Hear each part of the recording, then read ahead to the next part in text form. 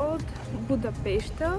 Вчера пристигнахме късно вечерта и не съм снимала, но сега отиваме да си оставим багажа на едно място и след това отиваме в едно уникално брънч кафе да закусваме и ще ви покажа.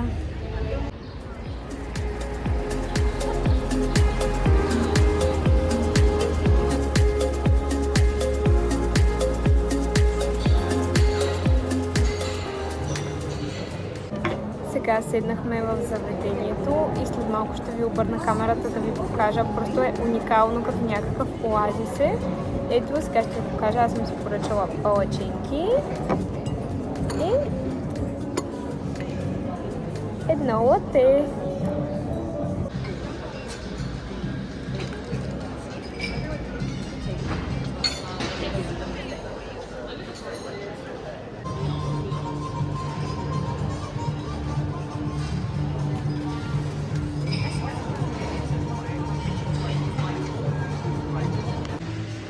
А сега ви показвам интериора на тоалетните, който мачваше с този на заведението и моят аутфит. Включвам се за финално мнение от заведението. Интериора е прекрасен, обаче храната не става особено. Тези палачинки добре изглеждаха, но бяха някакви безвкусни такива. Шоколада беше малко от най-евтиния. Тук е приятно за вечер, примерно с коктейлче да седнеш. Но храната не беше окей. Кафето ставаше, ама то на кафе какво да му бърка. Сега излизаме и отиваме да се разхождаме. Първата спирка от нашата разходка е базиликата Свети Стефан, чието купол се извисява на точно 96 метра. На кадрите може да видите, че има две камбанарии. В дясната се намира най-голямата камбана в Унгария и тежи 9 тона. Фигурите, които виждате, са 12-те апостоли, а точно над главния вход е изобразена Дева Мария. Не разполагахме с достатъчно време да влезнем вътре и се запътихме към следващата ни цел. Разхождайки се из центъра на града, просто останах без думи от архитектурата. Тук всяка фасада е като произведение на изкуството, изписана до последния детайл. Вървейки неусетно пред нас се откри река Дунав, където минахме покрай 60-те чифта метални обувки, които са в памет на хората, изгубили живота си през Втората световна. А точно до тях пред нас се разкри величествения парламент, който е висок точно 96 метра, колкото базиликата Свети Стефан, което символизира равенството между държавата и църквата. Сградата е огромна и е обсипана с над 40 кг истинско злато. А след като се наснимахме, се отправихме към групата ни, защото трябваше да си хванем метрото, за да стигнем до гарата, откъдето ще си хванем влак за езерото Балатон, където ще прекараме следващите дни.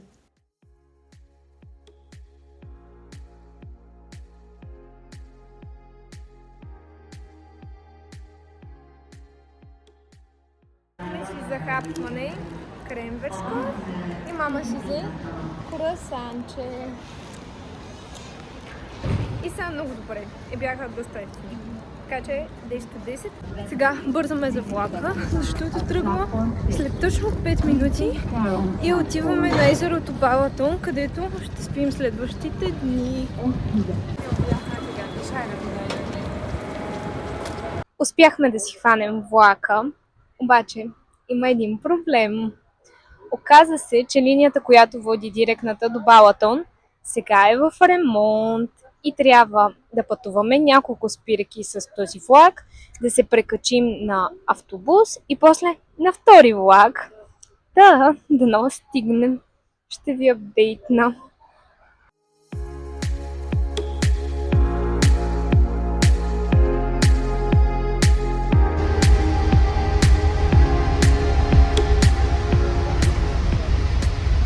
Слезнахме от влака и ето автобуса ни е точно отпред, което е супер. Сега се качваме.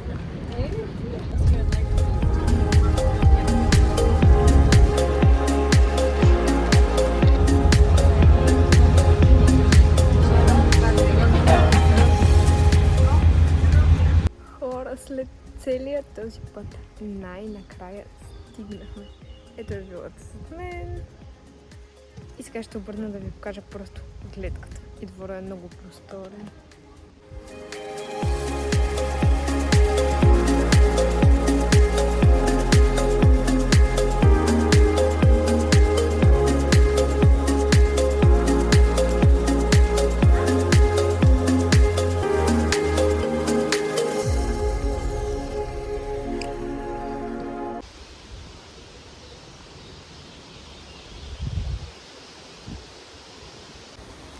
Добро утро! Не си позволихме да си поспим повече, но навън е толкова спокойно и птичките пеят и времето всякакво спряло тук. Просто много е красиво. Мястото, на което сме отседнали е вилна зона и няма никакви магазини наоколо, затова си хванахме влака и след около 10 на минутки се озовахме в Шилфок, наричан още лятната столица на Унгария. Ние бяхме там в средата на май и още нямаше тълпи от туристи, но си личеше, че местните се приготвяха за предстоящия сезон. Навсякъде ги беше усилен труд, всеки нещо скопяваше, режеше, майстореше, косяха тревата. Повечето заведения не работеха, затова се разходихме по централната алея и видяхме супер много лебеди и патенца. Самото езеро е толкова огромно, че местните му казват Унгарско море. То е най-голямото езеро в Централна Европа. Въпреки големината му, то е невероятно плитко. Може да вървиш стотици метри навътре и водата едва да достига до коленете ти. Тъкмо заради това водата се затопля изключително бързо от слънцето през лятото и достига 30 градуса. А след като се разходихме, седнахме и за един бърз обяд, защото бяхме вече прегладняли и се отправихме към местния мол. Тук съм ви снимала колекцията на Ню Йоркър, защото бях супер изненадана колко красиви и цветни неща има. Само че за съжаление видеото е от май месец 2025, а аз го качвам няколко месеца по-късно. Така че вече не е актуално. Но съм сигурна, че лятото ще ги заредят пак. Наистина ще е супер красиви неща. След това се качихме и за едно кафенце.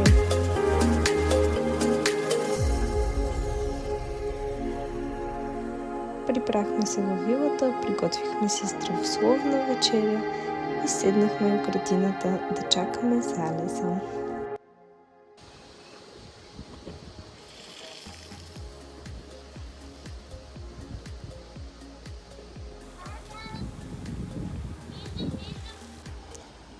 Тази сутрин си пихме кафето в компанията на едни много грациозни посетители. В кадрите, които съм ви заснела, се опитах да ви предам спокойствието, което се усеща не само в двора на вилата, а навсякъде около езерото. Тук сякаш времето е спряло и хората живеят много по-спокойно. Единственото, което се чува, е звука на водата и чуроликането на птичките. За мен това е перфектното място за релакс, ако искате да избягате от шумния град и забързаното ежедневие.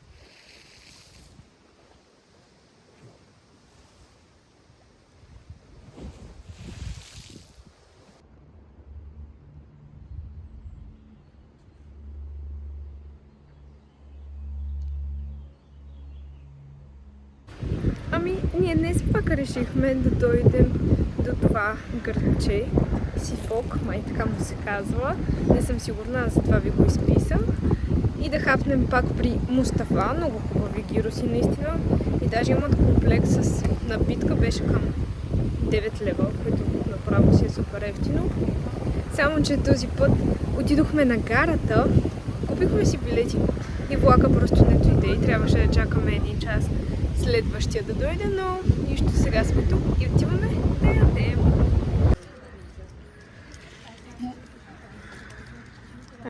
След като хапнахме, се отправихме към парка за една разходка. Беше много спокойно и тихо, почти нямаше хора. Беше наистина много приятно за разходки.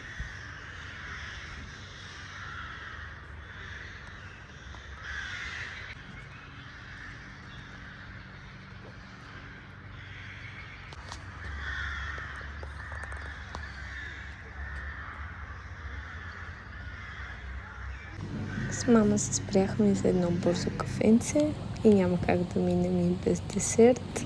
Естествено, на тази прекрасна гледка.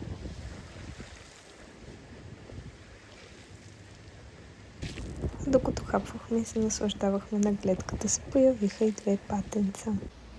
Днес много не съм снимала, понеже главно се разхождахме, не сме правили нищо интересно. Сега седнахме навън, направихме си салатка с съмърсби и чакаме залеза. Ще ви го покажа, дано пак се отсвети розово небето.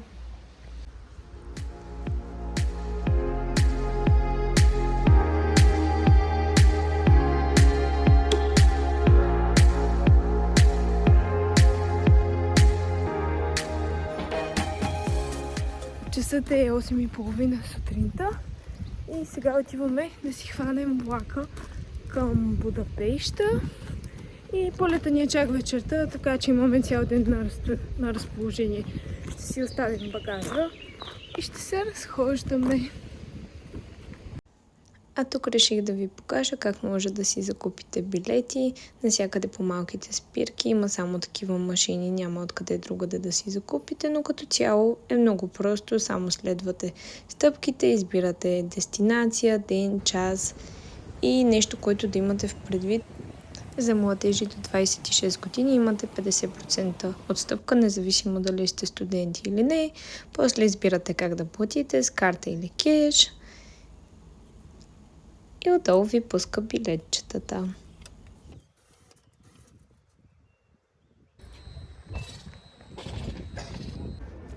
Включвам се само да кажа, че успешно успяхме да стигнем до Будапеща с всичките 3 прекачвания.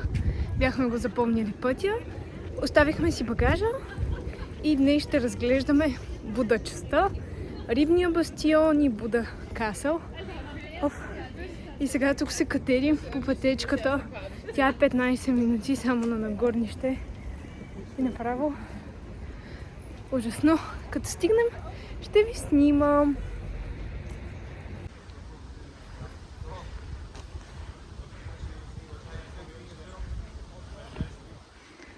А тук ви показвам едно супер сладко магазинче, на което попаднахме в Будапеща.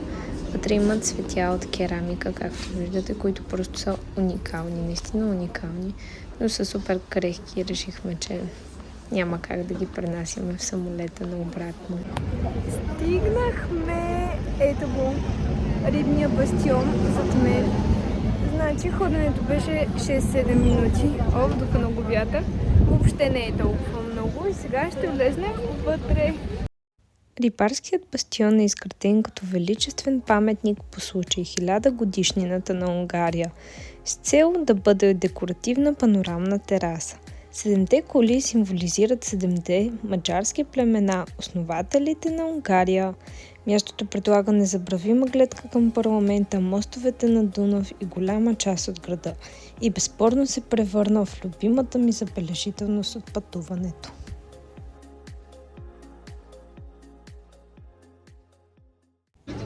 Това е карта на всички забележителности в Буда частта. Разгледахме рибарския бастион и дойдохме до Буда касъл сега. Обаче 1/3 от него е в ремонт, може да видите зад мен, но просто ще обърна да ви покажа колко е красиво и колко е огромно цялото. Замъкът Буда е бившият кралски дворец. Гледката от тук е също толкова величествена, колкото и от рибарския бастион. И за пореден път ще повторя колко съм впечатлена от архитектурата. Всяко крило на двореца и всяка скулптура в дворовете и всеки един детайл по сградите носят този финес, който те пренася в друга епоха, докато се разхождаш по старинните кълдъръмени улички. Интересен факт е, че през вековете замъка е било разрушаван и изграждан наново цели 6 пъти. В дворовете на двореца също така се намира и фонтана на крал Матияш. А докато се разхождахме, попаднахме на смяната на Карлала. Войниците стоят напълно неподвижно с часове, но на всеки кръгъл час започват една синхронизирана хореография с пушки и си разменят местата.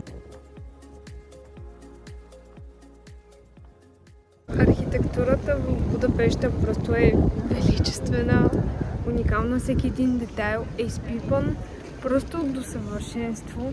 И не само тук в Буда Касъл и в Рибния бастион, дори в центъра на всяка една сграда. Направо просто е уникално, нямам думи, с които да го опиша. Сега отиваме да минем и по Белия мост и да си намерим някъде да хапнем, понеже вече е 3 часа. Сме супер гладни. Въженият мост е първият постоянен символ, събиращ Буда и Пеща в едно. Пазен на тези легендарни лъвове. С него е свързана и прочутата легенда за скулптора на лъвовете, който бил толкова горд със съвършенството им, че обещал да се хвърли в Дунав, ако някой открие дефект. Само за да чуе едно малко дете, че е забравил да им извае езици. Седнахме да хапнем в едно заведение, да опитаме така известната им гулаш супа. Аз си избрах пилешка супа да пробвам. Ето е и на мама супичката. Супер, понеже така изглежда, ама... Хапнахме си супичките, но нашето кулинарно приключение продължава. Сега отиваме да пробваме тяхните така известни мекици, отгоре с кашкавал и някакви други неща. И ще видим как са, дали наистина са толкова хубави.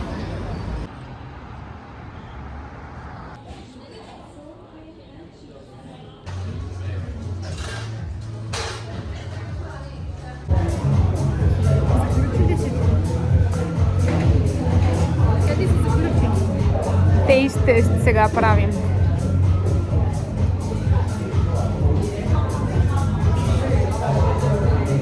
Окей, реално мекица отгоре с кашкавал и някакъв сос. Това е класическия вид, иначе има страшно много комбинации.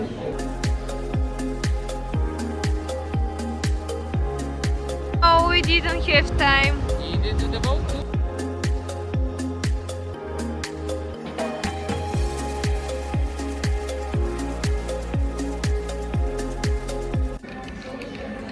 Ето мен пак се включвам, да не си помислихте, че ще изпуснем и десерта. След като стабилно хапнахме, разходихме се малко и попаднахме на едно сладко кафенце и решихме да седнем набързо, защото след половин час трябва да тръгваме към летището. Мале хора, не знаете какъв стрес преживяхме. Гейта ни затваря в 7:55. Ние в 7:20 слезнахме от автобуса пред летището и бяхме газ на секюритито и на секюритито аз пищях и седяха, проверяваха ме, после ни връщаха да си слагаме козметиката в пликче и малко ни забавиха, но успяхме 7:40. Точно бяхме на бординга и то добре се полета се забави. Да, всичко е наред. И приключвам влога с тази красива гледка. Ако видеото ви е харесало, може да оставите един лайк и да се абонирате, за да не пропуснете следващите ми приключения. Чао!